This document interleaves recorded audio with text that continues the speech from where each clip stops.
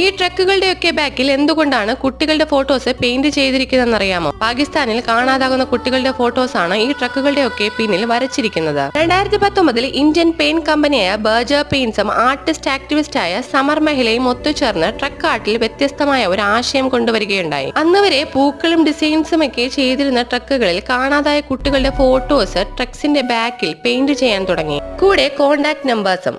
Trucks രാജ്യത്തിന്റെ എല്ലാ ഭാഗങ്ങളിലും സഞ്ചരിക്കുന്നത് കൊണ്ട് തന്നെ കാണാതായ കുട്ടികളെ കണ്ടുപിടിക്കാൻ കഴിയുന്ന ഒരു മാർഗം കൂടിയായിരുന്നു ഇത്. ഈ പ്രോജക്റ്റ് 2019 സ്റ്റാർട്ട് ചെയ്തതാണെങ്കിലും 6 വർഷം കൊണ്ട് 1000-ഓളം കാണാതായ കുട്ടികൾക്ക് അവരുടെ കുടുംബത്തിൽ തിരിച്ചെത്താൻ സാധിച്ചു. പച്ച നിറത്തെ മാത്രം സ്നേഹിച്ച് ശീലിച്ച ഒരു ജനതയെ വർണ്ണങ്ങളുടെ മാസ്മരിക ലോകത്തിലേക്ക് ഒരു കമ്പനി കൈപ്പിടിച്ച് നടത്തിയപ്പോൾ അവർക്കൊപ്പം ജീവിതത്തിലേക്ക് നടന്നു കയറിയത് ആയിരക്കണക്കിന് കുരുന്ന ജന്മങ്ങളായിരുന്നു. മതിലുകളിൽ അടിച്ച പെയിന്റിന്റെ നിറങ്ങൾ കാലാന്തരങ്ങളിൽ മങ്ങിത്തുടങ്ങും. പക്ഷെ ആയിരക്കണക്കിന് ഇരുൾമൂടിയ കുരുന്ന ജീവിതങ്ങൾക്ക് വർണ്ണങ്ങൾ നൽകാൻ ആ കമ്പനിക്ക് കഴിഞ്ഞു.